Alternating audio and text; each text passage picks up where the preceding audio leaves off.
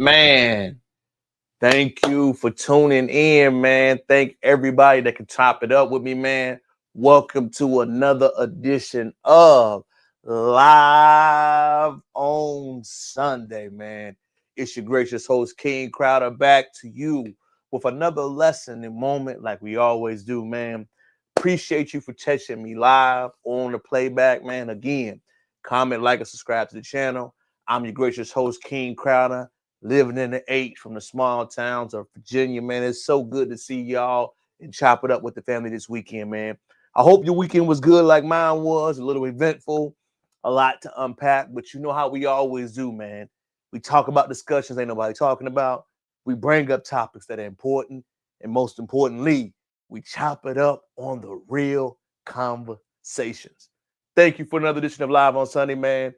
Today's topic, man, we got a lot to say, man, but I think the most important thing is that Black men, what your choices you do not only affect you, but they affect your friends and family too. So your previous week for me, man, we went to the big three. I want to chop it up by saying, man, shout out to Ice Cube for being a living legend. Ice Cube's big three, man, was phenomenally done, jam-packed, affordable, family-friendly, professional guest. The basketball was truly competitive. Ice Cube is the only Black male sports owner in this country, man. I believe all Black men, man, especially FBAs across the nations, need to support this brother. Number one, to see the talent, to see the games. You get 4 games at the price of like $70, man. Food, vendors in the stadium in the middle of the summer when ain't nothing else going on, man. I do believe the league is heavily underpromoted. Living in the city, man, I barely saw it if I did not see it outside of Instagram. I do believe it's good. All it needs is a star, a few stars to keep it going, man. The momentum and the building for it is truly incredible, man. Also, what you learn as you go through the weeks, man. Shout out to the group and the gang and the guys, man. I want all my fellas to learn something, man. Your credibility you build as a man takes time. It is nothing more crazy than when you meet a guy and you ask for something. I'm going to tell you, as you get into your manhood stage, I just want to get into my guys, right? You have to provide value before you ask or give anything. It is nothing worse than you meeting somebody who doesn't have value, who doesn't give value, who doesn't give perspective, and immediately they ask for a request to want something. In the man world, it does not work. And I want you to know, when you're around other guys, man, you have to show your value, who you are, what you stand for, your credibility, what you do. All of that must be tested before you get into any suggestions, any conversations, or any things you got to provide and produce to someone, man. I just want all my fellas to learn that. I know a lot of us don't grow up in the same backgrounds and understanding, which I get. You know what I'm saying? But as you're moving forward along your journey, your process, that's something you truly got to understand and master. This forward week, man, is coming up. August is here, y'all. If you do not know, we only got 5 months left to this year. I got an interview on the docket, 2 of them. We got the mix, a couple things going on. Personally, man, getting back into the speaking bag. Multiple things we got going on. Book, merch, multiple things on the way. Let me shout it out again, man. I know I always forget to later on. Y'all always tell me. Available on Amazon. Author Terrell Crowder, man. Things I wish my parents would have taught me. Look at me looking good right there. This memoir, man, was really speaking on the gap we don't learn when we hit the adulthood phase, right? Many times we get to adulthood, nobody ever teaches how to sell, how to handle our emotions when we got to go through things, how to process is into this legacy as you go through your battle. I believe that's the number one phenomenal thing, that we all got to learn and we all got to master. Next 2 suggestions I want everybody to get for the week, man, is medical apartheid. A lot of times we always hear why men don't like going to the doctor. This is the reason why, for y'all, ladies and gentlemen. If you don't know why grandfathers, men don't like going to the doctor, it is because the history of what the Medical Association did to many Black Americans in this country. So when you understand what happens, why it happens, then you can go into what the problems and how the diagnosis can fix it. As we dive into today's subject, man, brothers, all decisions you make will affect you. I'm going to use the example of we see on the thumbnail of Ksoo's dad and Shannon Sharpe's dad. We got to understand every decision you make will affect your children, your loved ones, people that believe in you, others that support you.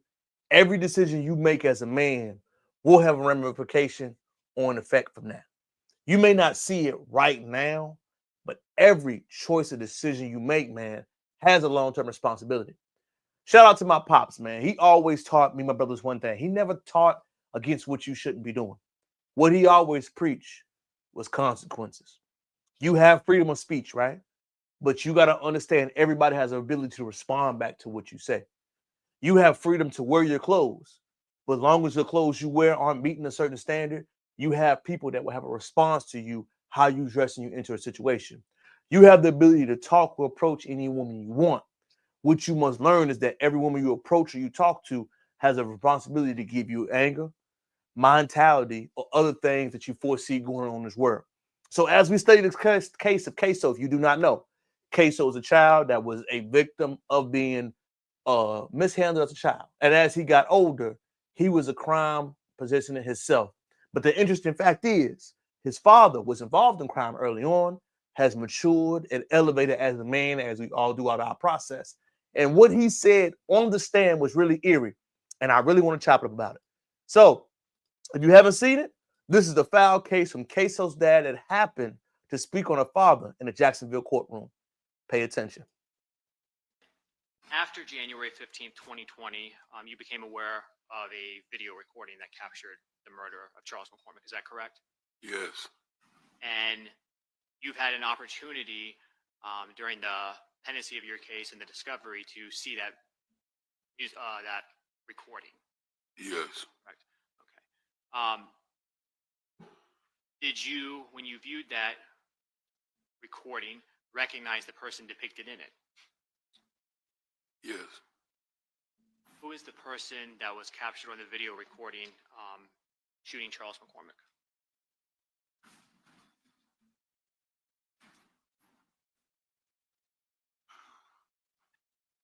My son. What's your son's name? Hakeem.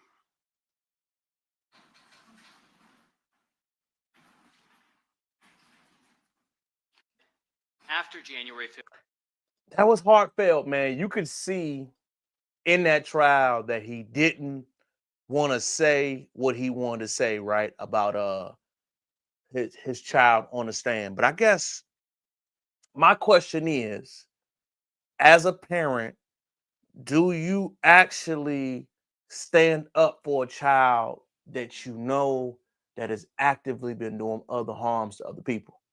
And it's an eerie question because my father always told me, son, I'm always support you, always respect you, but I'm never going to protect you if you're doing wrong to other people. And we know Ksoo's dad has other children, right? Not saying he's not wrong for turning his son over to the life, but as a respectable adult, right? Now, an older, mature man, you have more children, you're living your life and your legacy. Do you have a responsibility, A, to hide your son from justice, B, to get on the stand and not go against it, or C, live your truth? And it's a tough question to answer, man, because nobody wins at the end of the day, right? As you see the articles, you read about it, his son is clearly doing wrong. The father has done wrong. But whose obligation is it to channel and make sure your lasting years and your other children suffer? The reason why this story is so impactful and so real is because we're all bashing Ksoo's dad, right? Which he deserves. Bro, you was in the street ninja, living by the street code, street thing. But I guess my question is this, right? As a child of a street guy, when does the street laws go away, right? If was formerly a street guy, i.e. my father, reformulated, started working to provide for my family and wanting to do better, am I still obliged to them same rules? Do they go away? How does, like, to me, that's where the gray area gets in. Not saying he's right, y'all. I'm not taking his side on anything, but I'm asking as a father in a logical cap now. When does the street laws go this into effect? I'm not actively doing anything like that. Do I gotta abide by them rules? If you are not ever doing something like that, do you gotta oblige by the street rules and street code? I do believe that area that we hear about in society now, man, is truly difficult to gauge. And the one reason why I say it's most difficult is because it's blurred now, right? The street guys used to have a code. Don't be around the squares. Don't be around them. You know the words. No babies, no kid, yada, yada, yada. Now, our street guys, because it's different and it's difficult to make money, plus the world is different now, are more flamboyant, are more talkative, making songs, making music, describing the situations they've been through. And we have people that have the effect of growing out of it, right? I.e. Ksoo's dad. Do you then have to hold on to that same logic I thought about what I was a child? And it's a hard thing to discuss, man, because I know emotional responses, that's your son, bro. You hold on to it no matter what. You take the charge, you go through it no matter what.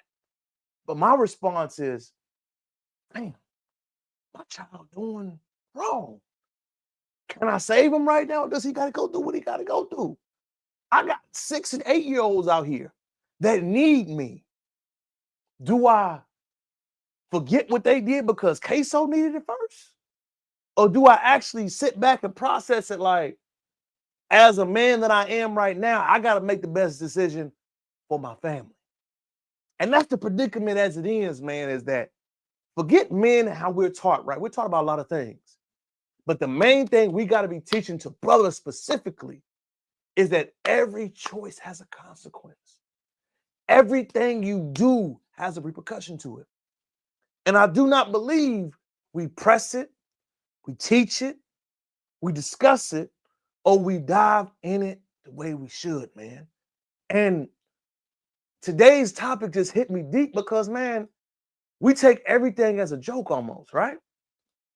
And Ksoo's dad's story is the reality of the moments that we're in. Because at the end of the day, y'all, all of us are getting older. As you age and as you mature in your manhood and along your journey, the way you thought 5 years ago, I ain't gonna think right now. I'm gonna tell you right now, 2 years in prison for me, never gonna happen. I'm about to do any amount of jail time is long to me. Any amount of time I'm away from my family and people I love and what I'm building, what I'm developing is a long time to me. Now, when you was younger, it may not appease that way. But right now, as you're growing, as you're building, as you're developing something, to go to jail for a crime that makes no sense to anybody, it puts it all in perspective, man. So as I wrap up my thoughts on it, man, is that I can't choose a wrong.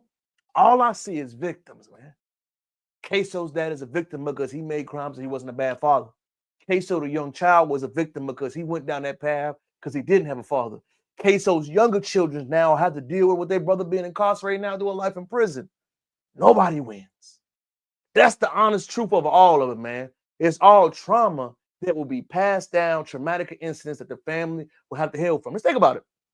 The family ain't gonna never be concurred now. Ksoo's mama gonna feel the same way about not taking a stand for their daddy. They forever will be divided.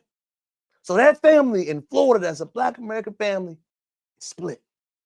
No matter which way you go about it, it is split, broken apart, fractured, and all those issues they will be dealing with will never get handled unless it takes time to do it. And guess what? Those younger kids don't have that big brother. Their father will try to talk and see his son. That son will most likely have to deal with and be 10 to 15 years in prison. Who won? Nobody. No, there was no victors in this harsh crime case. There was no victors in how this went down. Everybody lost. That's the one thing that we got to talk about on the forward and the back end, man. It's like we're talking like, you know what I'm saying? Tough one. Principles and more say tell the truth. But see, look, if you raise him better, my heart says I couldn't do it. Due to 5 for perjury, I consider myself a strong lose-lose. I agree with you, Nobel Peace, man. I think at the end of the day, it's no win in it. Let's not forget, now that you told on your son, how the other kids feeling? How his mama feeling? How your mama feeling? How your daughter feeling? How everybody feeling? It's no way to win. And it's harsh for me to really judge it, y'all, because I am a product of a street ninja. My dad is a street nigga, right? And I understood the logic of it. My father's number one thing to me is, real, don't be like I was. You got love for the street. You could be around the streets, but it would hurt my heart for you to do the things I had to do to get up out of my situation. My father robbed, stole, sold drugs, did the whole nine. What would it look like for his baby boy to go along that path and do the same thing? That was the ultimate sign. My father said to me early on, don't do anything like me, son. So as the product of that, and I know it in my mind, you're not representing your father well for doing what you did. So you already got your father feeling some type of way. But as we see this case close, man, and these thoughts continue to go about it as we keep on breaking it down, who won? Nobody. Nobody. My next subject I want to dive into tonight, man. Everybody's been talking about this, man. Good case we all can learn from. Thank for your Nobel World Peace. Thank you, dog. My next subject of the night, man, is that I don't mean to even quote this brother, but I will have to say this, y'all. If you didn't know, Gilbert Arenas and Shannon Sharpe have been in the news lately. I'm not here to make fun of nobody. But as we say at the beginning of this podcast, we teach lessons and consequences. Unc did what he did, right? Not judging him, right? He was a grown man dealing with a young adult, but what he made this mistake of was not understanding who he was as a man. Gilbert Arenas, Agent Gil, on the same ticket. The mistake he made is that Gil was making so much money, has a great platform, but still operating like on the sense he doesn't understand. What shocks me for both is this. It doesn't seem like Gil understands the severity of it, and I don't think Unc understands his legacy will be changed forever. Let me cook before I show you the video. Gil's legacy is what it is, right? Great basketball player. Top tier while he was playing. Son was in an accident. You gambling, having gambling parties at your house. Good or good, bad or illegal. Who gets and tears into that, right? But when the charges and things are mentioned on you, you perceive it as a game. And I'm going to let you see Stephen A's response, man. And it was amazing to me because it does, he is the adult in the room. So I want you to watch it, take a dive into it, then I'm going to give my response on this, man. Share the live, baby. Share it. Tune into me. All of them brothers. But I'm going to address what Gilbert said because here's what alarmed me. I've gotten to know Gil a little bit. I respect the hell out of him. First of all, I think he's a brilliant basketball mind. Let's get that out the way first. I think Gil's Arena is a hell of a podcast, hell of a basketball show. Let's get that out the way. He's very excitable, very knowledgeable, and we know that about him. And in light of what he's being accused of, however,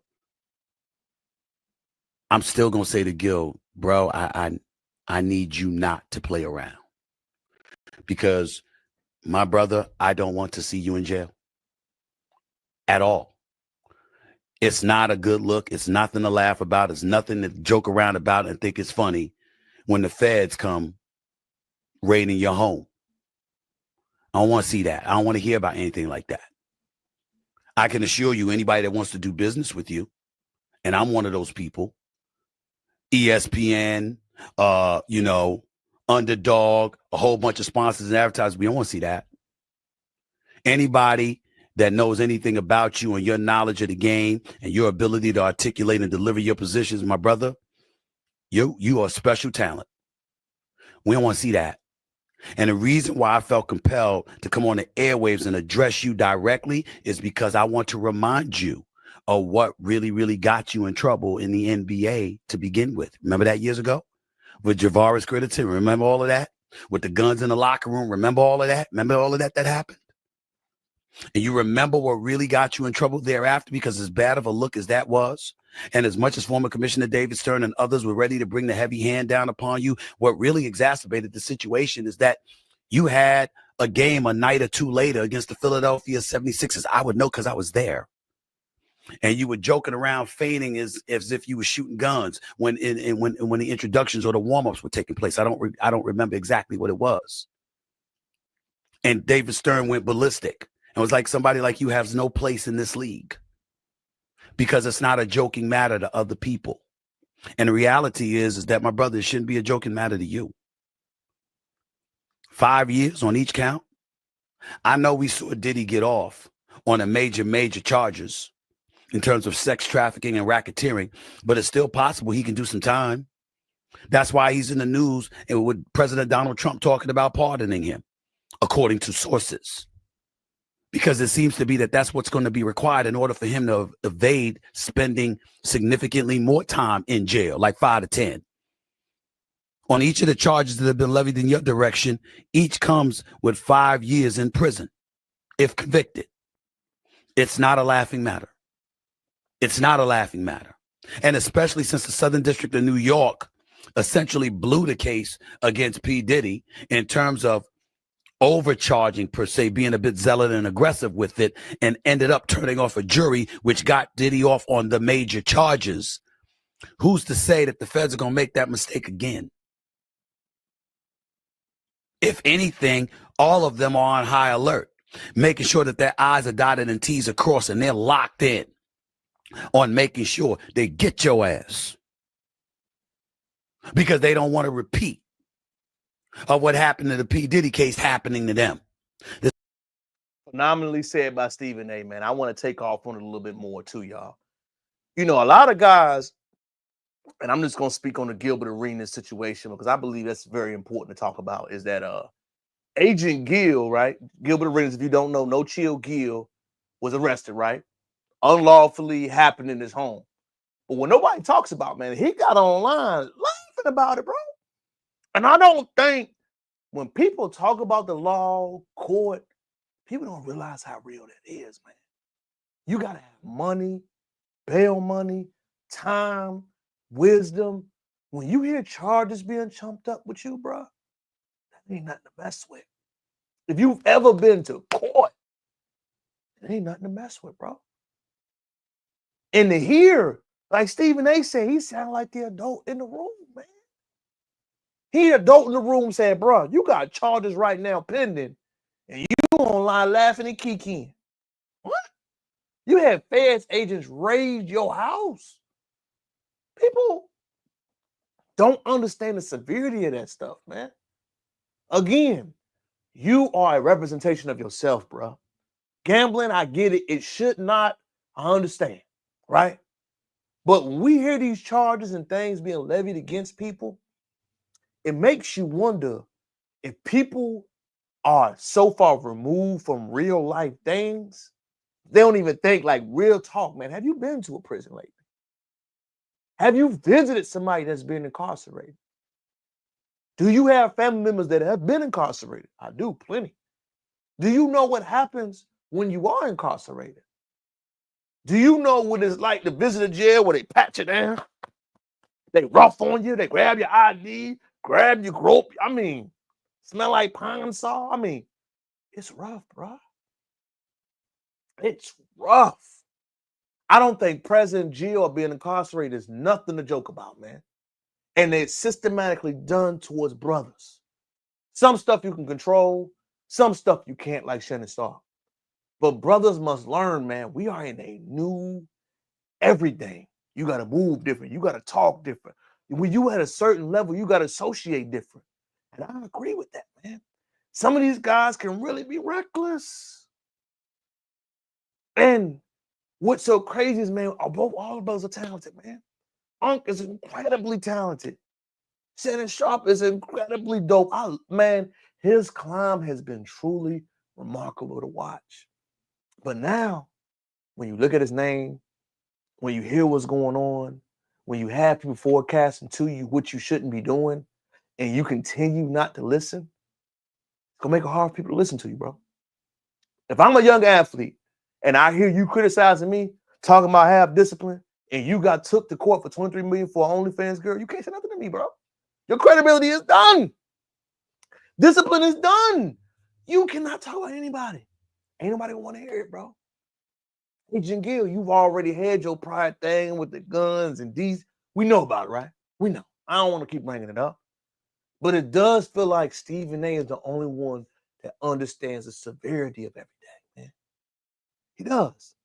It shows as you age in your manhood journey how disciplined you are.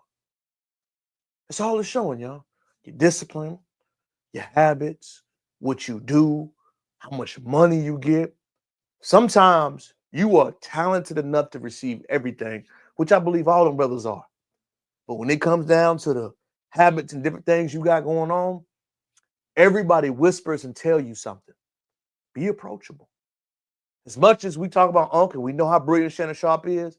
It showed me in real time how he was dealing with those things when he heard Monique and Cat Williams say to him, he's not open. You're not open to new information. If somebody tells me something like that of a young white girl I was dealing with and I continue to deal with it,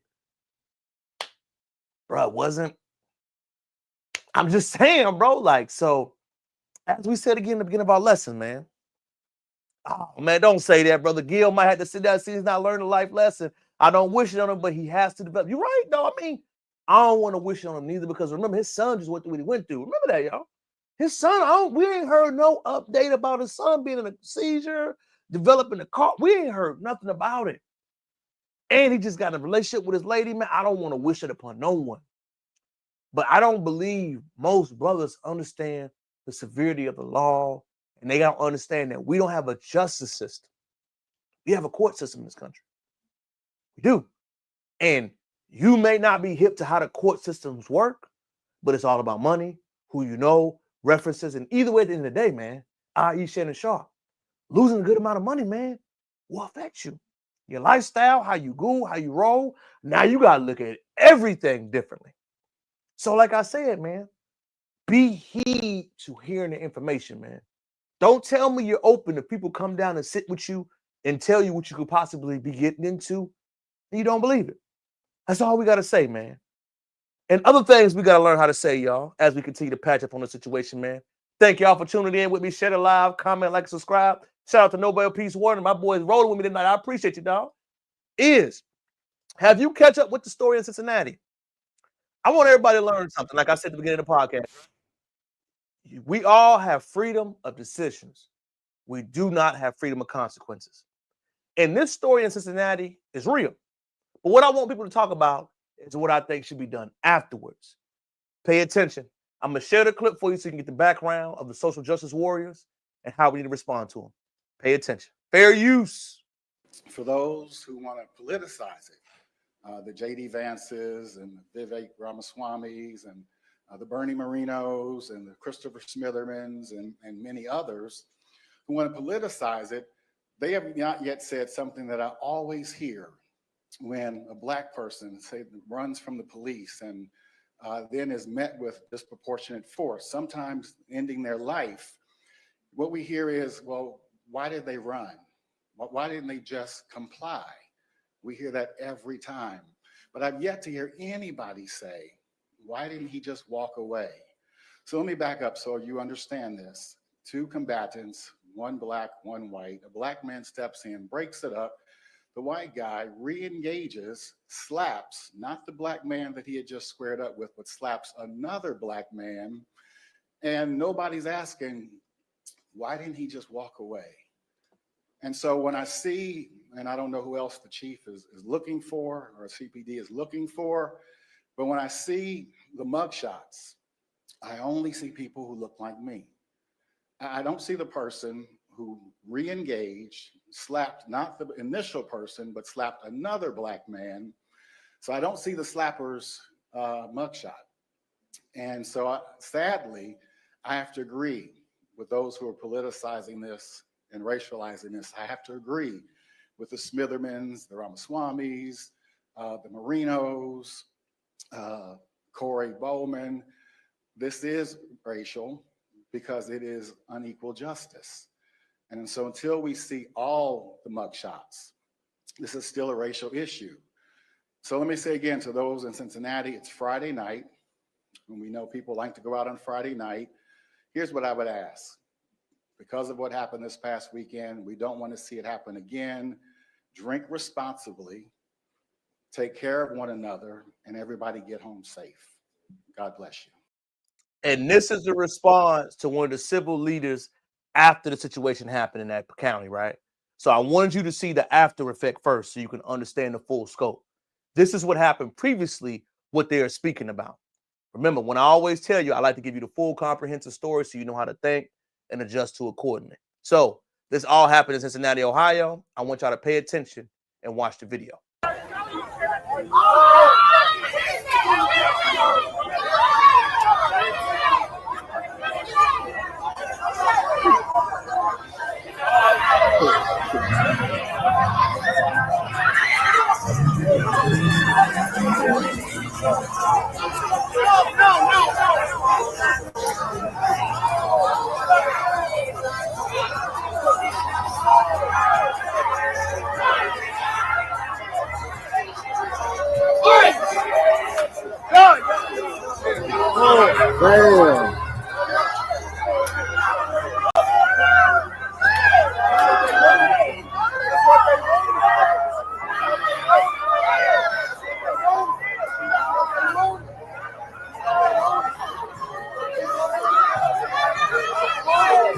Goldie, no, Goldie, don't do that. Goldie, there we go, Goldie.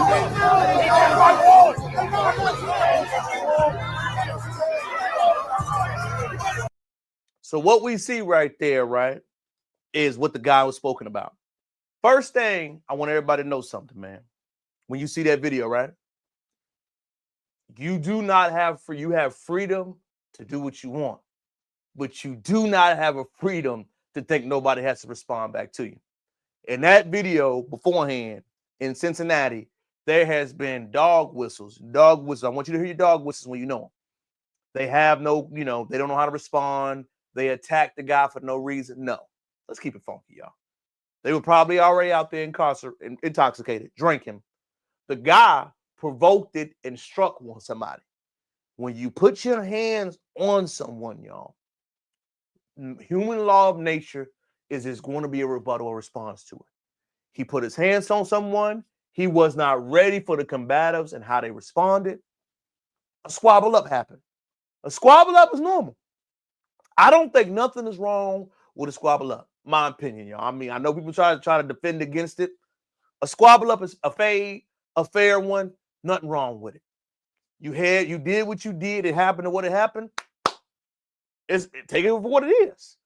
Now, when you politicize it and say things like the civil rights activists were saying, calling out names, mind you, I think that's important. Just like we saw the case against Shannon Sharpe, against defamation of character, I believe there should be a same amount of things going towards individuals like Swami doing the same thing. That civil rights activist might be on to something. If I know that you have championed something without having the full scope on it, i.e. the Carmelo Anthony trial, there should be a same way that you be attacked the same way. It should be. He spoke truth. Hey, y'all were all out there, a fade happened, a normal squabble, somebody lost, somebody won. What's the issue? No guns were drawn, physical altercation among men, y'all. As much as we try to police it out of it, it's normal. It's normal for two guys to have a fade sometimes, y'all. I know we like to champion against it, but if you're out in public, two males talk, if you disrespect another guy, a fade is going to happen. What I'm against is escalating, right? Gun force, but a squabble up, fair game. If I'm in the streets, I disrespect you. If I do something, a fade is going to happen. Women can be catty, straight up, no peace prize. A fade is a fade, man. Straight up. A fade is normal to me. I don't know why it's so politicized against men fighting, bro. We know in high school, if you disrespect me, I say something back, we got to squabble. I mean, I know it's laws out here in the public to protect people who can be disrespectful and who can say something. Man, a friendly fade is a friendly fade. Wasn't no guns draws, wasn't nobody got stabbed. Buddy said what he said and got touched the way he got touched. You provoke somebody, it was a squabble up, man. I want to make this normal again. If you write a check, you got to cash it. If you disrespect somebody, you got to be ready for that disrespect. Stop out here pump faking if you're not ready. Shout out to Aaron the plumber, bro. I'm with him. A squabble is not a bad thing. Can we get back to that point, y'all? Guns down. It is what it is. I mean, I see nothing wrong with that. I think the problem is we're trying to legislate things out of it. Guess what, guys? If you disrespect somebody publicly, the disrespect and the addressing has to be publicly. If you put your hands on me publicly, I got to put my hands back on you publicly. I do not, and it's just for me, y'all. I know people say you're advocating violence. I'm not advocating violence. What I am saying is that people have gotten too comfortable disrespecting people, bro. We have gotten so comfortable disrespecting people on the internet. We think we could do it in real life. In real life, this is what happens. In real life, if you put your hands in my face, this is what can happen. In real life, if you talk your shit, be ready to back it up. I see nothing wrong with that. But to racialize it, to say it like it's only a black man that does this, come on, bro. This man law. I know a lot of y'all ain't men. It's interesting how the dominant culture is pro-military conquest, Marco, but they criticize violence in the micro when people like violence is okay with them as long as it benefits them, man. You on fire tonight, Nobel Peace Rise. I ain't gonna hold you, brother. You on fire right here tonight. I agree with you, bro. Shout out to my dog, man. Look, a lot of people don't like violence when you lose. Let's keep it funky. In a squabble up, if I lose a squabble up, it's a problem. In black culture, and I'm going to speak for black Americans, a fade is normal. If you lose, it's normal. Sometimes in white culture, if you lose, I got to sue. That's why this is going to go into the Drake and Kendrick bag. We know a fight is normal, right? You losing, who winning, that's normal, dog. But culturally, when you deal with some white people, when they lose, they pressing charges. You can't just take the loss and go about your day. That is a cultural difference. That is the reason why the racial undertone, I want you to follow me, y'all, why that happens. We understand culture as black people, man, you're going to lose a fight. I ain't going to look at you no different, dog. You lost it. Oh, well, it's cool. Then lost some. Then won some. It's normal. But what's not normal is that if I lose the fight, do I intentionally have to escalate it? No. It is what it is. But culturally, when you shift cultures, y'all, and you see how that happens, that is when that undertone comes in. Because remember, we all know how fighting goes. Somebody got to win and somebody got to lose. But as Nobel Peace Prize says, we're all pro-military, we're all pro-conquest, but we're not pro once I lose or I'm humiliated by something. That's the undeniable truth about it, y'all. You lost on camera. You got your ass beat in person. You got your ass beat, people start cheering out. That's the problem. Not a friendly fade, not a friendly squabble, because that's what happened. It was a friendly fade, a friendly squabble. You ran your mouth, you caught a check, you pushed dude in the face, he beat your ass. That's it, baby. That's life. But to try to legalize that out of life, it ain't gonna work, man. You gonna scrape your knees. You ain't gonna win everything. People ain't gonna like you. When we try to go off and act like, man, it ain't normal to have these things happen, y'all, that's what we have our problems we have, man. We have our problems we have. And guess what, y'all?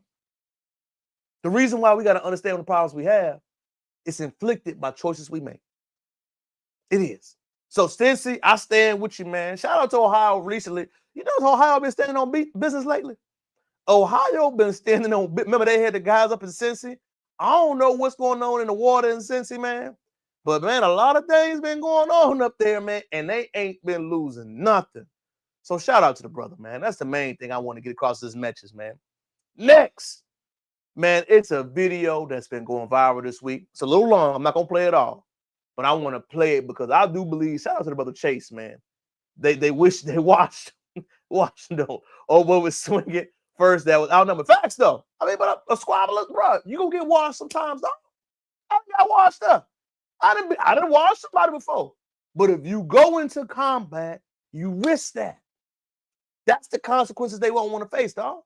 When you hit combat, you got to prepare for anything, good, bad, or the ugly. But I want to chop it up to a video, man, that really hit me deep this week, y'all. Fair use. Fair use. Comment, like, subscribe to the channel. Y'all like it. Like the video. Like it. Let me get it going. On our next topic for the day, man. Are Latinos more organized? Or are we tripping, y'all? Pay attention, y'all. A lot of Mexicans don't like blacks because I was talking to Mexicans. I said, why y'all don't like black people? He said, black people, we're quick to turn on each other. He said, when a Mexican come in, like we in jail, and he showed me. He said, let's sit right here and watch. So they bring new people in. He said, watch this.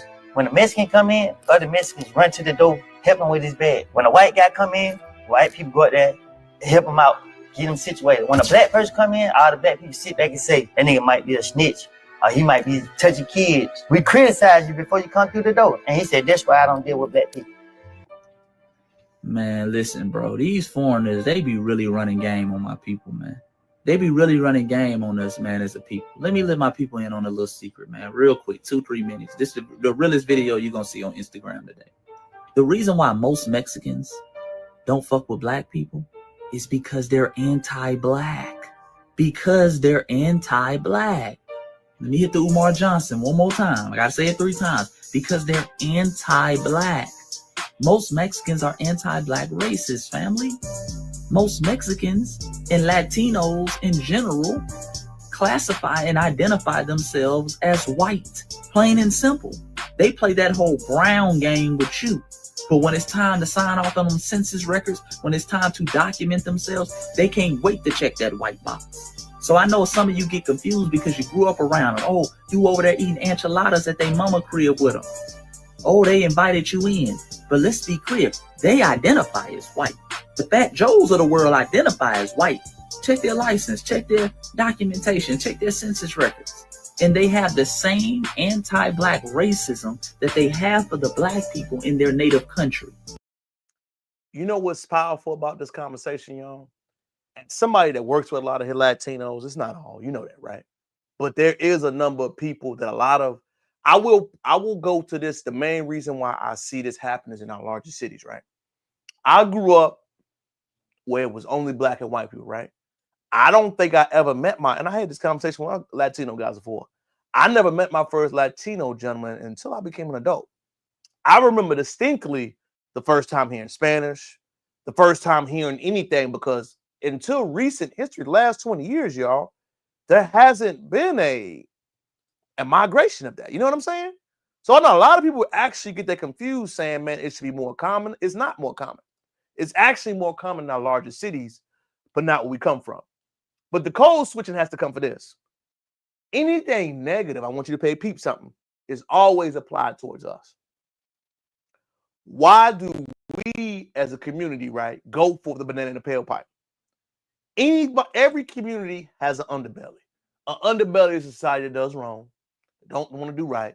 The cartels, the triad, the mafias, the gangs. We all have that. The problem is we are the only group of people that get judged by what they do. And that's propaganda that's done, right? Yellow journalism, if you don't know, look it up. We are no different than every other community. We have our problems and our issues. What the difference is that we are marketed and targeted with that in this country. We have more black people that are doing well. I'm going to tell you another talking point so you can hear it and you know it. We can't give you reparations because black people is going to blow it all. Some will, but all of them will. All of them don't come from good families and have their homes and what they just do. All of them ain't going to do right. None of us going to do right well. What that means is that I'm going to put a blanket on all of you. Remember, during racial times in this country, if you read the books and learn the lessons, we condense down all black Americans and make them into one. Not our intellectual class, not our educated class, not our reading class, none of that. Everybody's the same. But what they don't want to preach again is that we are very diverse, like every other group. But what you have to do is you strip away the identity, right? You try to make it one, even though clearly it's not, right? We try to say it can only be this or that.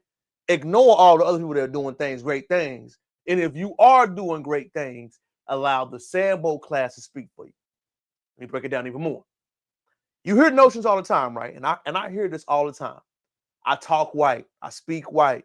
I do this white. No. I'm one of the most intellectual pro-black men, firm black men. I've never been accused of that. What they are saying is that you have a anti-black talking points. Most of our educated class don't understand that you come in saying something that you always target going against it. Because if you were raised in an all-white community, right, or into more integrated classrooms, you speak like that. You do. You say talking points and you know to avoid certain things. You have to code switch. You have to adjust. That is what they're speaking about, y'all. You feel me? So whenever you hear those talking points, those speaking points, why we can't get together, why is this, why is that? Like the brother did in that video, man. Everybody has their problems. The problem is we are most systematically targeted against our problems. And we are not taught the story of America. Not his story, not her story. The story, total encompassing, and why things happen. Next, I want you to update your information, man. Something incredible happened this week, and it wasn't on the media. Did you know that the last tribe of Creek, the black side of the Native Americans, just got their rights back? Wait a minute. The court, Muskogee Indian Supreme Court, affirms Creek citizenship's right. The Muskogee Creek Nation Supreme Court ruled that the Creek freedmen, the descendants of enslavement, the landmark court ruling, contrary to the law, refused to apply to 1866 treaty denying Creek Indian citizenship. The court should be issued by Rhonda Gray and Jeffrey Kennedy. To those who are the lineage, we're going into an as Creek freedmen, we've always carried the truth of who we really are. Today's truth was recognized. The decision affirms our place in the nation, not as outsiders, but as citizens. We ready to work forward together, guided by our elders and communities to share our aims. Think about this, y'all. Creek Indians, the enslaved ones, had to go to court just to prove they were already part of the nation. Think about that for a second, y'all. When we talk about racial crimes and problems in this country, even black natives who we know were here have to sue in their court system to say, hey, I deserve my rights. We are equal. We were here in the struggle. But I'm going to tell you some reason why that's very particular, y'all. When we talk about history, when we break down how history truly went, we never talked about that side of it. We never talked about how the natives switched on their own people too. Just like we had a mix of native African descendants coming to America, the native indigenous population that were black were turned upon. They were targeted. Other natives targeted them, i.e. the Creek Indians, the Muskogee tribe, the Seminoles, the other black ones in this country. So whenever we talk about the history of our country, right, we never break down how all of that goes into one. We just narrow it down to one big umbrella like this, right? Y'all all black. Y'all all were slaves. They all cut them checks too. But my dog on it. Hey, and that is a talking point. Speaking of that, man, we're going to get into that, right? Is that we all have barriers and things we have to go through, right? But as we continue to grow, as we continue to go through these court cases, these are little chips and nuggets that are falling down that you see in real time. So I want you to always have this information prevalent to you because I believe it's important, right? We see the Muskogee Creek Indians winning their freedom. We see court cases are actively being given out. We see actual black pundits and leaders speaking on this issue. What we are seeing in real time is all these things that start to rectify each other. You know what the last big chip that we have to get following, that we have to address? That I do believe blacks are the most diverse group of people we've ever seen. Not a monolith. Big facts. Nobel Priest is on fire tonight. He is. I want to address something else, y'all. You know, we had that town that we saw in Arkansas that was heavily promoted, right? White town, anti-white. There's already white towns, sundown towns in this country. You know the beautiful thing about other social media things? We can see them. If you've not read the book by James Lowe called Sundown Town, everybody go get that book. Go get the book, James Lowe, Sundown Towns. There are thousands of sundown towns across this country. But this happened 2025. Watch this. Gotta go look up how many black truck drivers go missing. If you have a truck driver in your family, you need to send them as many videos as you can because the stories are here on TikTok. Let me tell y'all what's going on. They had a black man, 38 years old. He talked to his wife at 3:45 that morning. When he talked to his wife at 3:45 that morning, he told his wife he was getting down, off the interstate to go get some coffee. She never talked back to him ever again. I think his wallet and I believe the truck was found or something like that. But she haven't heard from her husband at all. So who has snatched this man? Where is this man? You think he just up and just left it and just, come on, bro? What's really going on? But I want y'all to go and look up truck drivers, black truck drivers that has went missing. You'll be surprised the stories that's out there. Though it's just not safe. And I know me and my husband has traveled. And we done got down on in these little towns to stop to get gas. And it just don't feel right. You know what I'm saying? So sundown towns are real, guys. I actually talked to my nephew because he's a truck driver. And he told me he done walked in a store and he said, Auntie, everything just got quiet. So basically he knew he wasn't, he wasn't comfortable or he wasn't supposed to be there. You know what I'm saying? Like, the people had a problem of him being there. Talk with your loved ones, okay? And guys, share this man's story. I'm going to hashtag his name, okay? I'm praying for his family. Hugs and love. If you are a black truck driver, please be careful. Again, hugs and love. Y'all be blessed, J-Lo. I want y'all to go look up how many. All my truckers out there, I want y'all to be safe too, man. I love y'all. Y'all do a credible job for us to provide for us in this country. But, I always believe seeing is believing, right? And, I'm going to always come to you with information nobody know. I want you to look at this map I'm about to show y'all. How many sundown towns are in this country? I've read James Lowe's book. I've actually done the research, but I've been astonished by it. But I want y'all to pay attention to this map right here. The red means confirmed sundown towns. The black shows black townships. I want you to pay attention to all this red you see across here on this map. Whenever we talk about towns in this country, we don't know, we're unsure. These are confirmed sundown towns. Look at Texas, but look at the Midwest. Outside of Chicago, let me zoom in for my people. Outside of Chicago, if you in Indiana, if you in any parts of these countries in America, if you in Kansas, pay attention. Look at all these little small towns, y'all.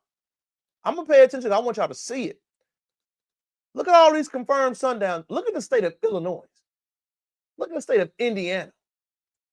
Let's keep going. The state of Wisconsin, Minnesota, Iowa, Missouri, Kentucky, Michigan, New York, Pennsylvania, Tennessee, Alabama, Arkansas, Oklahoma, Northern Texas, Southern Texas, Vidor, Texas. And it tends to weed out the more you go west because, remember, a lot more black inhabitants. But second on the list, nobody talk about. Look at the state of California. For my people that California that always think LA is an island, shit, you go out to Burbank. You go out to Riverside. You go out to Norco County, Westfield, Burbank, San Fernando, Tanzanine. Y'all, I want y'all to just think about it, y'all. Look at this map. These are confirmed sundown towns in this country. Illinois is the sundown state. Was the state of a union. That's what we've been taught, right? But remember, a union state is also can be racist. We were taught history was wrong, y'all. I'm going to call myself a self-proclaimed historian. We were taught so wrong about history. When you look at this map, I want y'all to pin this, y'all. This website, phenomenal. James Lowe, I love to read, y'all. It's one of my biggest things I love to do. Look at all of that red. Those are confirmed sundown towns that America knows about. I want y'all to pay attention again. That map is confirmed sundown towns that America knows about. We don't talk about it. We know about these towns. It's documented. Why isn't there museums about this? Why don't we learn about this actually in our history books? Why aren't they going through things where they can't get deliveries? If you are a sundown town, why are you getting deliveries? Why are companies willing to ship you things if you want to be racist about it? Why? I personally don't understand that part. I know our drivers can't go through there because that's on a leadership standpoint. But why is these towns over here that we see, so many of them, I'm gonna zoom myself back down, y'all. Why are they allowed to get resources? Why isn't this national news? Why aren't we actively targeting against them? Why aren't they being hit with the RICO? They're criminal enterprise, right? Look how many states have it. This is not a you don't know, you know. It's a problem. Look at that, y'all. And if you ask the average Black American, y'all, they have no idea. We are taught to not speak about race. We are taught not to mention, don't forget the immigrant. They really gonna go against it. But y'all, if you got family all over this place, we're not taught about it. And I want y'all to pay attention to something. Can you sue for racial discrimination? Where's the National Guard? All those are good questions. I think that is something we may have to start getting to, man. Nobel Peace for sure.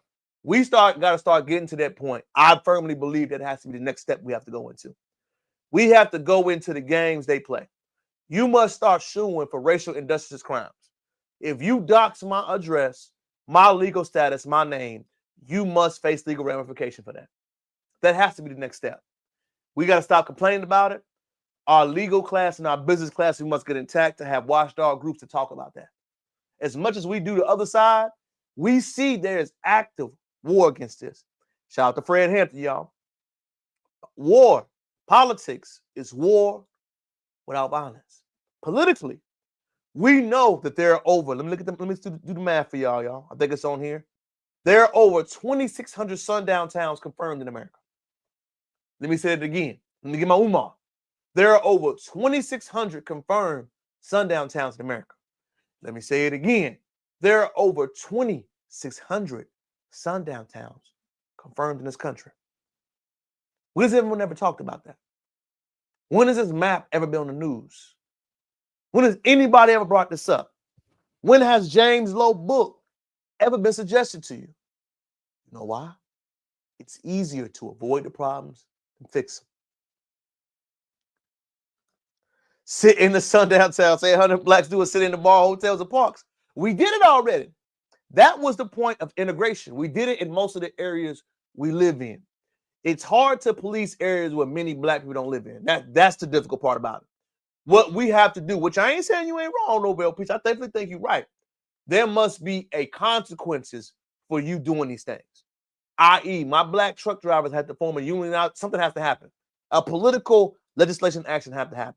If you are a sundown town and you place a discriminatory act against them, if you do something discriminatory, you will be on a not ship list. Make it difficult. Make them have to face consequences for their actions. Right now, you could be disrespectful, you could discriminate, and there has not been a formal, you get what I'm saying? I touch you, oh, it has to be smacking. I firmly believe that the next step, the two next things that most black Americans speak about that has to happen in this country, one, there has to be an anti-black hate crime bill. I agree with that. I believe this would fall under that umbrella. Black anti-black hate crime could be suing, discrimination, or lawsuit action lawsuit. Has to be. That and reparations. I believe those two would change everything. Because right now you gotta understand, y'all. Legally, it's an economic battle, and it's a legal battle and an educational battle. Those are the biggest things that we're suffering from right now. A lot of people go to these schools, take these jobs, and they don't even understand why this is happening. You feel what I'm saying? But like I said, James Lowe book, y'all, Sundown Towns. Every black person needs to read it. Every black person. On to my next subject you must learn to read, y'all. It was a phenomenal study given, and this subject kind of touched me, right? Again, small town, grew up, was actually, my family was very religious. I would say I'm not so much as an adult. The reason why, something about what this young lady said hit me home. I was crazy and doing the most when I said that I don't trust churches, mixed race churches that don't address social issues that are affecting their congregants. And now y'all are surprised that Maverick City Music is connected to MAGA. I'm gonna play it People again. said that I was crazy and doing the most when I said that I don't trust churches, mixed race churches that don't address social issues that are affecting their congregants.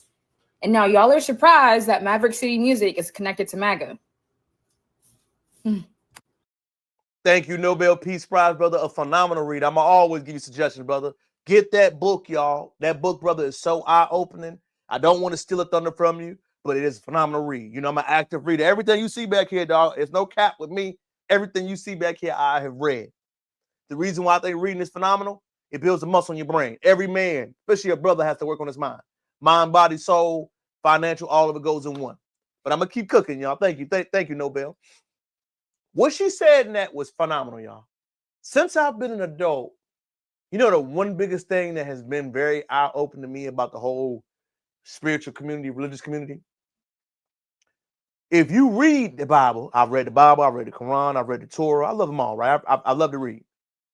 The one thing we got to understand is that Jesus was a radical. Social justice issues was his main thing. It's kind of incredible to me that we have a church as big as we are, as connected, as diverse as we are, and the church is virtually silent. But then when you open your eyes and you read and you look around, oh, Lyndon B. Johnson's bill for tax credit for freedom was to make you unpoliticized. Your freedom for getting tax breaks means you can't speak on political issues. Your freedom for getting tax breaks means you're not responsible to do things like you once were, i.e. why most churches are in what they are now. Let's keep it real. They are having a problem right now with not speaking up and having real issues. Every black woman I meet in Houston goes to church, right? I always ask them, does the church have a singles community? Singles church. Your church responsibility is to create families, right? While you taking money and getting money from them, the church should be having a down payment assistance community, right? You mean to tell me all those active members in the church, there is nothing a pot put in to help them with their homes, with their car, what they're dealing with? So I'm just giving you and dishing out something and I get nothing in return? Right now, y'all, as sad as to say, there has been a disconnect for most brothers and religion. And it's not warranted. Right now, and I'm just speaking of a big city, I'm not speaking of small towns because I do believe they're way more active and you're required to do more. If you're in a big city, man, Pastor John, I ain't fooling with you, man. No peace. Brother's on point. He's right. But the thing to me, y'all, that stands out the most is that what do you get now? There is no making families. There is no getting brothers to come. It's nothing. It is strictly you get ladies there, you sing, you make hymnals for them, you give them a message, you say give the money around, and they come back. There is no solutions. Shout out to Brother Noy behind it. It teaches you to tolerate it. It teaches you not to be active. In the Martin Luther King days, church community was active. They were one of the strongest ones in the boycott movements. Right now, it's the other way around. As the brother said, Pastor driving clean. As I live in Detroit, right, in Houston, Wheeler's a huge, beautiful church. Do you see the houses across the street from it? Where's the bank of it? Where's the other people that invested and come get? I mean, it's just, when I think about it, hearing the stories of families in my family about how they gave housing deposit, how they had how they had multiple things. If you are in the business, right, and I understand why it's there, I do believe it is important. But as a man on the other side of it now, and I meet no man that's under the age of 35 that goes, what is the benefit of it now? And like she said, I know brothers that multi-use churches. I know pastors, man, they don't speak on any issues. They don't speak on any racial issues. To be a productive pastor at a white church, don't talk about race. To be a black man involved with anything white, don't talk about race.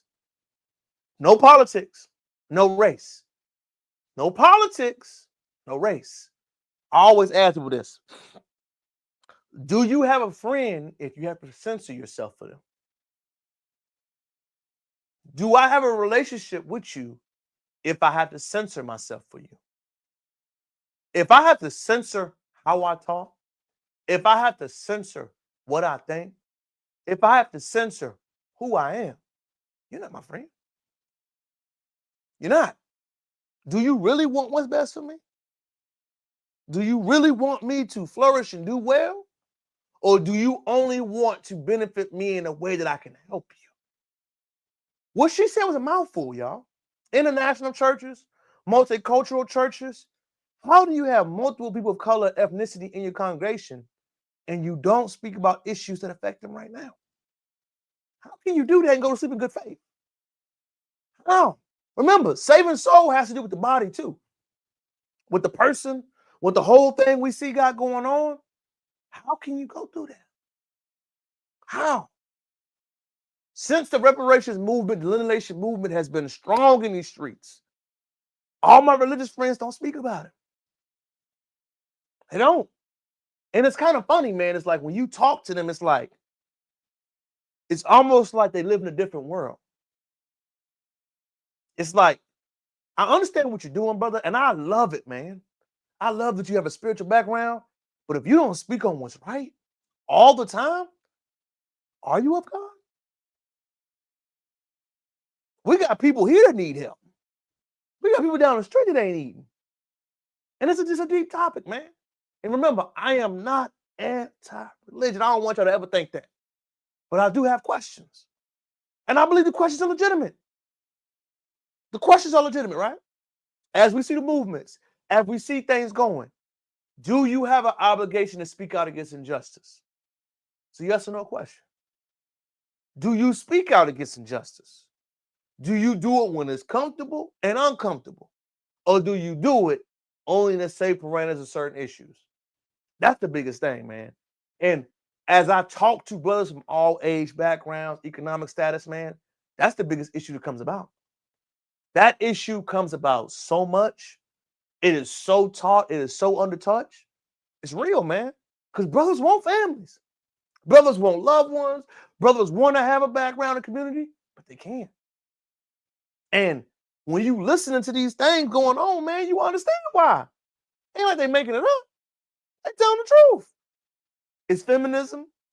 It's your choice, my words. It's all that stuff, man. We know the buzzwords. As much as most people don't want to hear it, man, brothers talk, man. You cannot keep no shit. That whole grapevine is real. Find it on the grapevine, hear on the grapevine, talk about on the grapevine. You know what that actually means, y'all? People talk. If you don't think people are chatty, everybody chatty. We just don't vocalize it. Men chatty, man. I can tell you so many stories. You know, you heard the T app. I'm using that about the T app, right? Fellas got the T app in real life. They still talk about it. They just move with their feet. They don't need to complain. I'm gonna just walk away and give you away with my energy. I ain't gonna go back and forth with you. I ain't gonna argue with you. I'm just gonna show you, man. That's it. I ain't gotta do none of the above, man. And that's the beautiful thing about it. But as the lady said, man, as we see the church issues continue to rise, continue to be discussed, see multicultural churches continue to be a thing, man, I gotta ask all my brothers that go actively, they're all black men. Can you talk about race? Can you talk about reparations?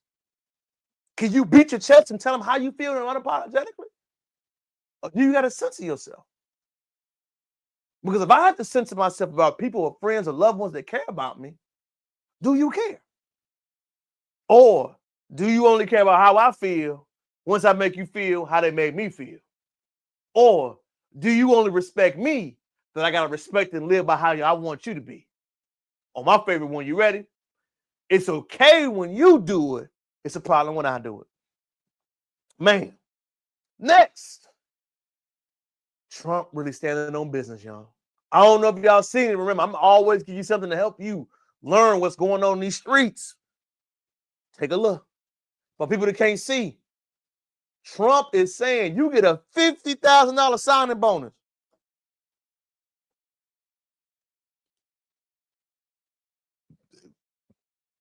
Did he say 50 bands? 50,000 hit your card right now. Let me do it again. 50 bangs. $50,000 to join the ICE people, y'all. I don't think y'all understand. The people ain't playing. $50,000 to join ICE, reducing the qualifications, helping you with your student loan repayment, and premium pay up to $25,000. People in this country don't understand how real it's about to get out here, y'all. Do y'all understand in real time they are making an active push to remove all immigrants? Immigrants in this country. I can learn a little Spanish. I ain't fooling with you, bro. But listen, 50 bangs to join ICE? I was thinking about this. That's a sign-up bonus, not your salary. He is saying, I'm giving you 50 bands off the top to join ICE. Y'all, I don't think y'all understand. They're trying to beef it up. Remember how we had those battles and those raids again? People are, look, man, they're not stopping. They are trying to remove and make America back to the 1950s.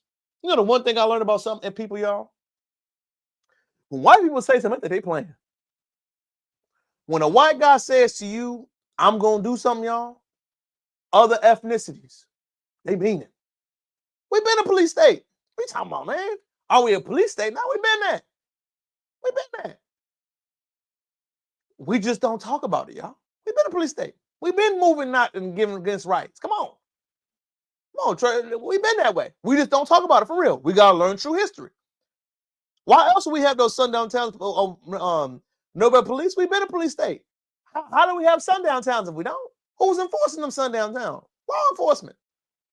How would that happen in 2025 if that wasn't allowed? Remember that. Just because we haven't talked about it or openly had discussion about it doesn't mean it ain't been happening. It has been happening.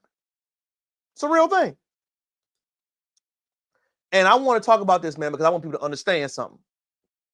You know, I only speak facts here. You know that. We only have a real conversation. No, we've been having that. Again, when you see things that happen, a lot of the issues we have in this country, we just don't talk about, y'all. We don't. We act like we don't have problems, but we do. You know what I'm saying? My next subject, man, I want to get into, y'all. And this is my fellas right here, too. You know, I love talking to my guys, man. Switching up, changing the energy. Stop forcing women to like you. If a woman told you she don't like you, fellas, from my heart, man, stop making it happen. I'm going to play this video, and I'm going to give my response to it. Pay attention, man. Pay attention. Pay attention. He talks about the guilt of not liking back. The kindest guy you know would treat you right. Like, he's sweet. He's respectful. He's probably the guy your mom would love for you to be with. And yet something in you just doesn't click. And then you feel bad because you can't even explain why. Like, how do you tell someone it's not you, it's just that my heart's not in it? It almost makes you feel ungrateful because you know there are people out here begging for someone like him. But here you are, not feeling it. And the worst part is you can see he would move mountains for you. But you also know that if you forced yourself to be with him, it wouldn't be fair. Not to him, not to you. Sometimes the kindest thing you can do is not lead someone on. And yeah, it's hard, but you can't fake love, y'all. It's either there or it's not. Fellas, you know why that story hits home to me? As someone that talks to men, helps men, counsel them, couple them, all of that, it is so many brothers that it's your fault. You know, one of the biggest lessons most of us miss because we don't have a daddy to tell us, you like who likes you. Let me say it again. You like who likes you. You marry who likes you. You love who loves you. So many fellas will push force, apply pressure, and do all that to ladies that don't want you, bro. And it's nothing more sadder than that. It's nothing more sadder than that. The feelings, the love, the gifts, the compassion must be mutual. If you have to constantly pick and choose date night, she don't want you, bro. If you have to constantly put forth effort to see her, she don't want you. She don't want you, bro. Facts of being young and wanting a girl who doesn't want you. I mean, you know where that comes from, man. It comes from being raised around your mama and thinking that every woman is a good woman. Most of our women in our lives, y'all, teach us wrong. They tell us wrong. They don't tell us the truth. Every woman's not a wife. Every woman's not a lady. Every woman is not something you should invest in. Some of them you gotta just clap cheeks. Truth. Some of them you gotta just one night. Some of them you gotta call out your name. Every woman is not a lady. You have ladies, women, bitches, and hoes out here. The biggest problem is that fellas are not taught that. And what she spoke, man, was so much truth, but it is nothing worse than a good guy trying to build a relationship with a woman that does not want it. Remember, women don't like nice men. They don't. I know fellas like to push back and give you the side eye. They don't.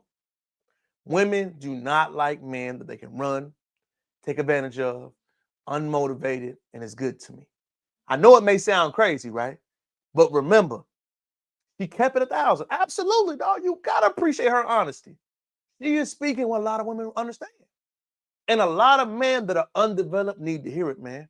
I was undeveloped at one time. And what I had to learn from it was my fault to try to push and pry for women like me. It was my fault. It was nobody else's responsibility for me trying to make a relationship work. It was nobody else's responsibility for me dealing with it. It was my fault for dealing with it. I should have learned and moved accordingly. But when I heard my dad out there, you had to be like Ike Turner and say, hey, Ike was a good dude. You know what I'm saying? We ain't gonna do that. What you have to be, y'all, is the best version of you, dog. Not Ike Turner. You have to know, number one, you are the prize, dog. Once you have that energy that I am the prize, you move like it. You must have things under your belt that you have completed. What you are working on should be a priority. If you are going on dates 4 or 5 times a week, you got too much time, dog. She should only date you when you are available. You should talk to her when you are available. If she has access to you all the time, that's a problem. You dictate terms. You control how things are going to be. You control the pace. You control the vision. The relationship isn't set until you set it. As men, we forget that power, man. Remember, women control access to sex. Men control access to relationships. Every woman wants a relationship with guys they want. Are you the guy that she should want? Ask yourself that. Remember, we keep it 100 here. I was not the guy that any woman should want at one point in time. Now I am. Why? Accomplishment. I built up. I make more money. I take care of myself. I understand the appreciation. I can handle everything on my own. If you are not that type of guy, you shouldn't be doing it, man. And there's nothing wrong. There's women out here you can date. That's the problem. But what she said, man, is a sad reality for a lot of men. We are taught wrong. The way we should be taught for all fellas, write this down. Take your notes. You have fun. You date. Don't get into relationships until you're 30. Have experience with women. Read dating books. Learn dating behavior. And you vet that woman to be a wife. Ask her relationship with her father. Ask what you think a marriage should be. That's when you make the cognitive decisions on what's best for you and your future family. That's how you make it, man. Forget everything else. Forget everything else you may have heard, man. You do not get upset with women like that talking, man. You appreciate it. You got to appreciate it. You got to salute it. Shorty gave us the unapologetic truth. And if you don't believe it's the truth, I'm gonna get it from 2 other women. I felt that 30 seconds in. It's serious. It's real serious, bro. And I'm gonna give you something from an older woman perspective, y'all, because you know I always give you balance of a woman that's an elder that's going to tell you women that deserve protection and women that don't. Fair use, fellas. You have to be in a position that she can be protected. Uh-oh. A woman has to deserve protection by the way she live her life or present herself. Talk to him. A woman has to require protection because she is in her place, in her lane. And then men might feel that they can step in and protect her. A lot of our women don't want to be protected. You can't protect them whether anybody bothering her along. Sometimes we try to protect our women from a bad idea. She don't want no protection. So there's no situation where a man that don't know a woman can walk down the street and see somebody doing something to her and automatically just jump in.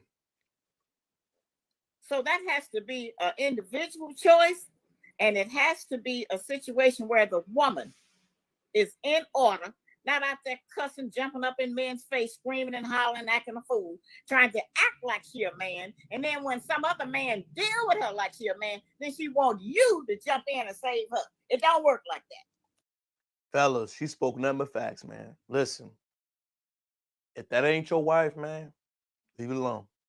If I see you getting yelled out in public, I ain't gonna open my mouth. I ain't jumping in front of none of it that ain't belong to me. No, sir. If you ain't with me, we ain't together, you ain't my lady, what I'm doing all that for? Why? Why? Man, I'm not doing nothing that's gonna risk me losing my life, my limbs. Don't do anything that will harmfully embarrass you long term. Don't do it, fellas. I know we preach. I know we say certain things. I know we feel about certain things, man. But look, man, it's real. It's real. Yeah, Nobel, you ain't lying. You better not die with no stranger. Well, fellas need to hear that, man. A lot of fellas need to hear that. We need to hear these things, and we got to talk about them, man, because a lot of us, y'all, like I said, man, we are taught wrong. We are taught wrong. And we to the point, y'all, and I'm going to show you something why fellas are taught wrong.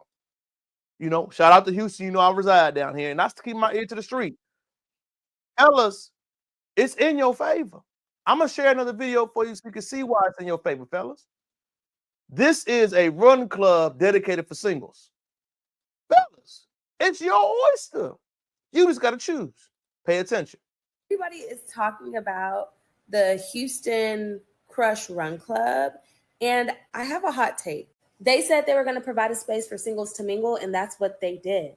The issue is in 2 parts. The first part, ladies, the men that you are looking for that have the physical attraction that you want, they are at the run clubs. They are at the gyms. They are at the bar. Like, they are everywhere but at a singles event because they do not have an issue with finding attractive single women. So y'all need to go to those types of events or have a more open mind and be open to meeting somebody that's outside of your typical and outside of your norm and get to know them. You can't think, oh, I have this one particular type, and if I don't have this type here, then it's like bad luck for me forever. No. Maybe give somebody else a chance. Now, part 2, fellas, if these women are going to be open, y'all need to step up. The women will always dress up 10 out of 10, full glam beat, everything. You think you showing up in a denim vest is impressive? No, you can't do that. Put your best foot forward. Put your charm on. Know how to communicate. Have confidence. Be approachable. Go up and approach a woman. Like, that's the thing. Y'all complain, oh my gosh, these girls, they don't want nothing but somebody who's going to trick on them and da-da-da. No, you don't speak. You can't communicate. Funny. Fellas, all my single dogs out there, the world is your oyster, baby. The world is your oyster. They are complaining that ain't enough guys going to the single clubs. And they right. Fellas are telling them. And listen, we got a group in Houston, man. We get a good amount of fellas to show up every time. You know what the dogs are saying openly? And shout out to my brother standing firm on it. They ain't going to no events that ain't man led. We ain't going to and support nobody that ain't for us.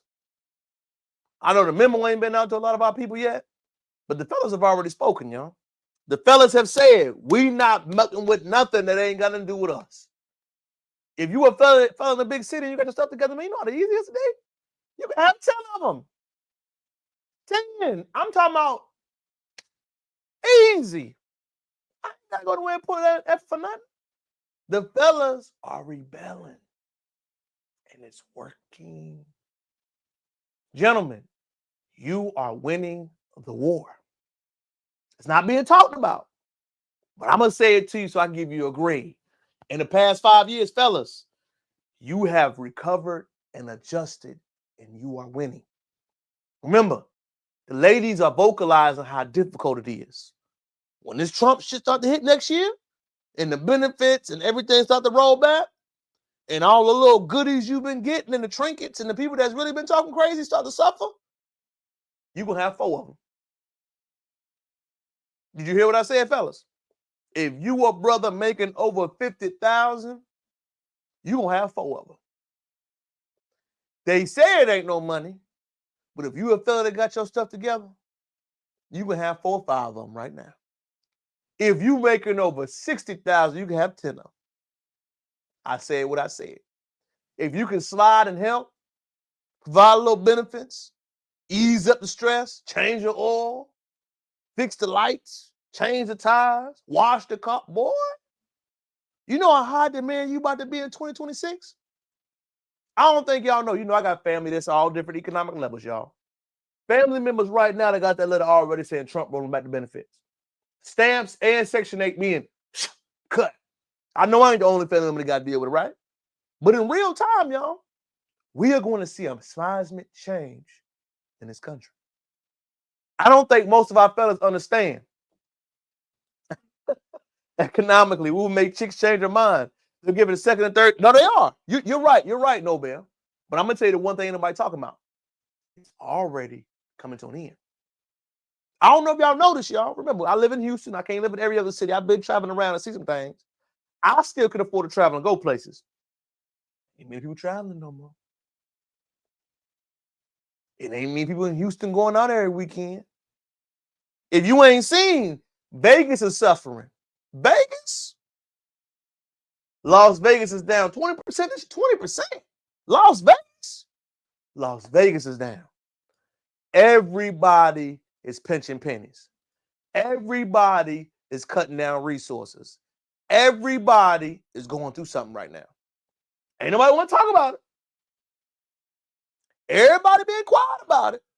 But little has it been told, y'all, it's for real. It's for real. Everybody slashing prices. Everybody cutting back something. We see it. Trump right now. Trump cutting healthcare, daycare, Section 8. It's already bad, dog. I see it now. I tell everybody, when this year, on Memorial Day weekend, and Houston is a Memorial Day city, there was no traffic. I went out multiple places and venues, y'all. There was no traffic. It was easy to get in. It wasn't no lines. It was no barriers. I noticed it this year. We just have not nationalized it, y'all. It's bad already. It's bad. What I want my fellas to do is realize how bad it is. Because remember, live below your means, live at your means, eat where you can eat, cut where you can cut. Most guys can go down in lifestyle. Most guys can live in a square box apartment. You good, as long as you got a TV and a bed. The amenities, the things, that's what ladies want. Fellas don't give a darn about that stuff. Ladies need all that extra additive stuff to make them grow on and build themselves up. So if you're a man that has been financially frugal, champion yourself to be correct, hasn't made any bad financial decisions, are starting to trend upward in your life, in shape, taking care of yourself, keeping yourself clean cut, you know how you're supposed to do.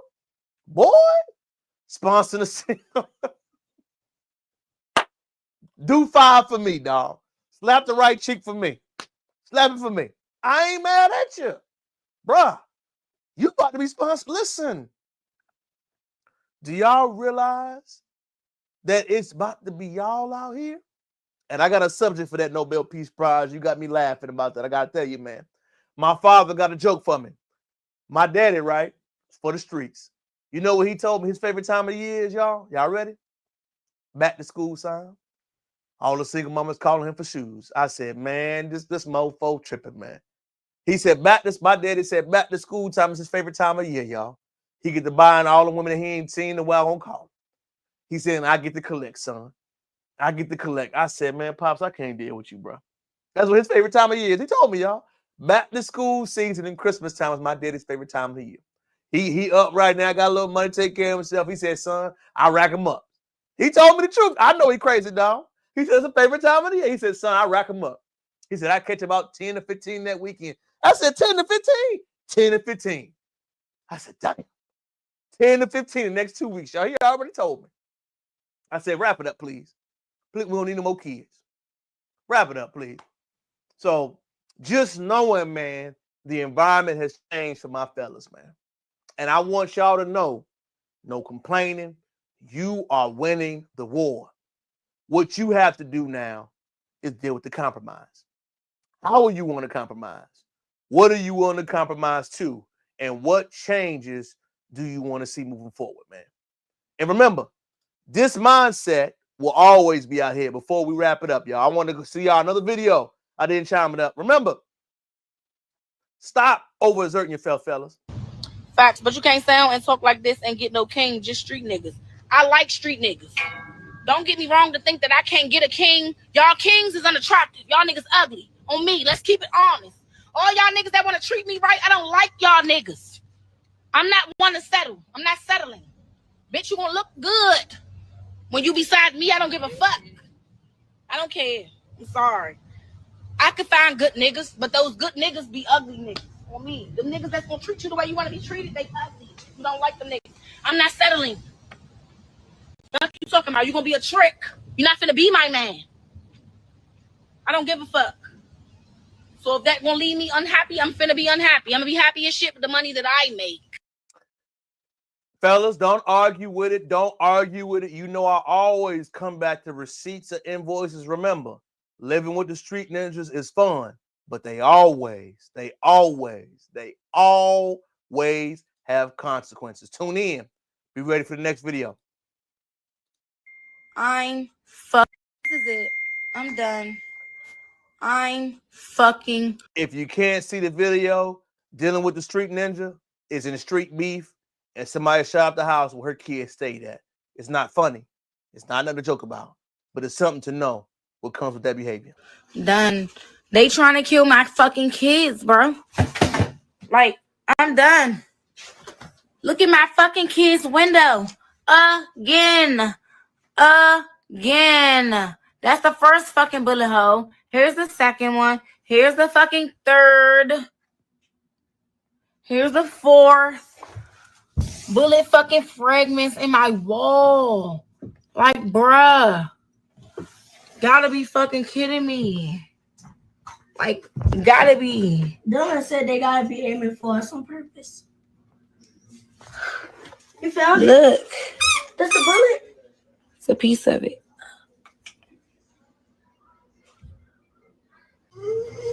And this is also my window. One more. All right, we got 4, 5, 8. So where this one is, and that's the one that's over there. This is my window.